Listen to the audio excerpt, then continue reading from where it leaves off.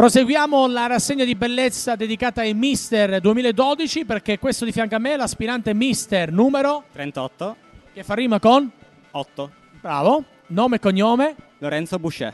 Lorenzo Boucher. Sì. Boucher, Boucher. come Barbara Boucher. Lo sapevi? Sì, ovvio che lo sapevo, ma non so se si scrive allo stesso modo. Neanche io. Perfetto. Vabbè, comunque non ha importanza. Quanti anni hai? Ho 18 anni. Oh, sei giovane. Abbastanza. Te ne davo 35, 36. Anche 40 magari. 18 anni, giovane. Già fatti quando? Li ho fatti un anno fa, devo farne 19 tra 3 giorni. Descrivici la tua festa di compleanno dei 18 anni. Dov'eri? Parti in piscina? Cosa hai fatto? All'American Pie? Ho detto che devo farla tra 3 giorni, la devo ancora fare. Ah, li devi ancora fare? Allora ancora meglio. Allora ancora meglio. Allora, dove la fai e cosa farai?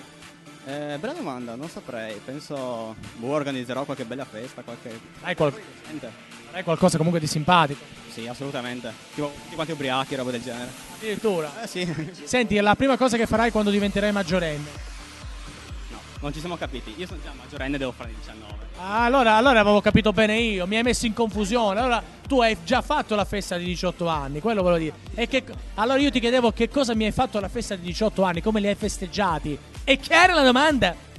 Sa che non mi ricordo, ero troppo male. Pensa come eravate ridotti. Vabbè, ben arrivato a Mister Topolini. Sei un ragazzo molto in forma, perché? Perché faccio palestra. Quante volte alla settimana? Faccio 3, ma adesso aumenterò, andrò a 6 volte a settimana. Anche 7. Ma sì, anche la domenica, ovvio, tanto. Ben arrivato a Mister Topolini. Grazie. Adesso con la telecamera puoi dire e salutare chi vuoi. Ok, saluto tutte le persone che mi hanno accompagnato, i miei genitori e basta. In bocca al lupo. Grazie, crepi.